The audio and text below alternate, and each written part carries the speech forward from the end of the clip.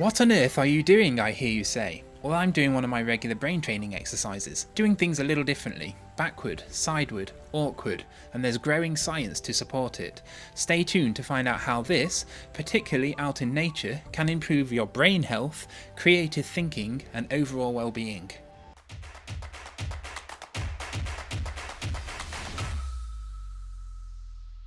Have you ever tried walking backwards? Not on a treadmill or as a joke, I mean properly, outside, paying attention.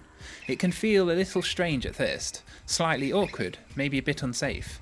Your body might stiffen and your senses may sharpen, and you'll probably slow down. And that moment, that slight disruption, is exactly where something interesting begins. So most of what we do each day runs on habit. We're essentially on autopilot, walking forwards, brushing your teeth, checking your phone. How many times have you checked your phone already today? Your brain has done these things so many times that it processes them really efficiently and with relatively little conscious effort. It can be useful, but it's predictable. And when behaviour becomes highly automated, it generally requires less active engagement from attention and control systems in the brain and the rest of the body.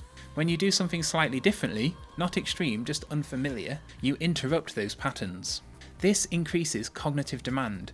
You're asking your brain to pay closer attention, coordinate movements more carefully, and integrate multiple sources of information.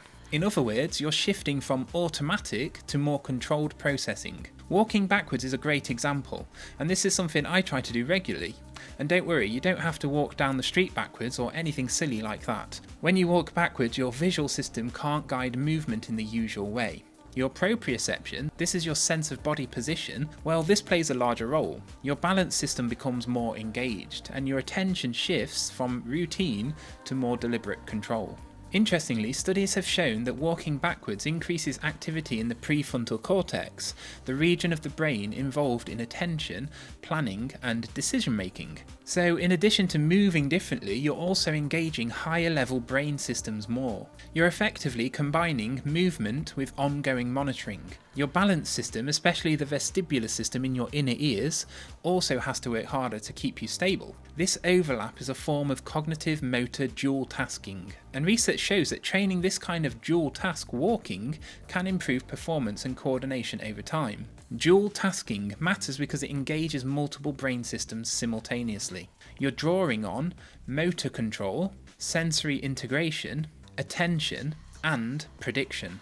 When these systems are repeatedly engaged together, the brain can adapt. That's part of what we call neuroplasticity, the brain's ability to change and adapt with experience. But here's the key point. It's not about doing extreme things, it's about introducing manageable novelty, walking backwards, taking a different route, using your non-dominant hand. These are small variations that gently challenge the system.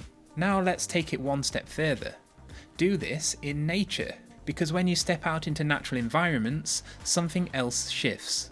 Your attention changes. Psychologists call this soft fascination, and it's part of the attention restoration theory. It's a state when your attention is gently engaged but not overloaded. Studies show that meaningful time spent in natural environments, so green spaces, woodlands, grasslands and blue spaces like rivers, etc., can improve cognitive function and even enhance the effects of exercise itself. There's also evidence that walking in nature improves executive function more than walking in urban settings. So when you combine slight cognitive challenge, like walking backwards, with a restorative environment, like nature, you can create a powerful combination. Engagement plus recovery. And that's important because stress, especially chronic stress, impairs attention and flexible thinking. Whereas calmer states support better focus, greater cognitive flexibility, and more adaptive thinking. There's also something experiential happening, so when you walk backwards along a trail, you stop moving through the landscape in a familiar way. You might notice the textures of the ground. You might notice the sounds around you or the subtle changes as you're balancing. Your perception is more active, and you're not just passing through the environment, you're engaging with it. And this links to creativity. So creative thinking is often associated with flexible attention, exposure to varied input, and mild challenge without overload. Nature provides the richness, and novel movement and activities provide the challenge and an adaptable brain. They create the conditions in which I find personally that new ideas are more likely to emerge, and it becomes easier to think outside of the box. So if you're into innovation or creative thinking, doing these exercises out in nature I think really help. So the next time you're out for a walk, you may wish to try something like this. Find a stretch of land, a safe one, flat, open, no hazards. Walk backwards for 30 seconds and repeat several times. Slowly, stay aware, and feel your body adjust. Notice how your attention shifts. It might feel slightly unusual, but that's the point, that's the whole point. Because in the small act of doing something differently, you're interrupting routine and engaging your brain in a richer way. Over time, these small shifts may support better balance and coordination, stronger attentional control,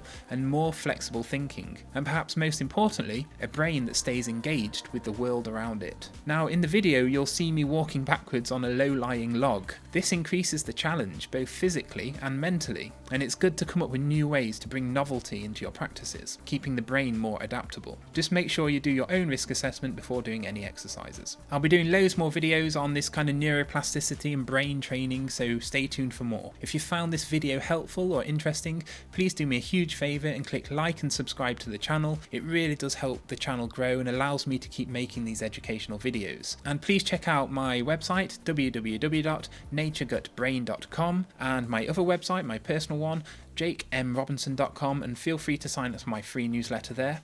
And please check out my popular science books as well. And remember, stay wild, inside and out.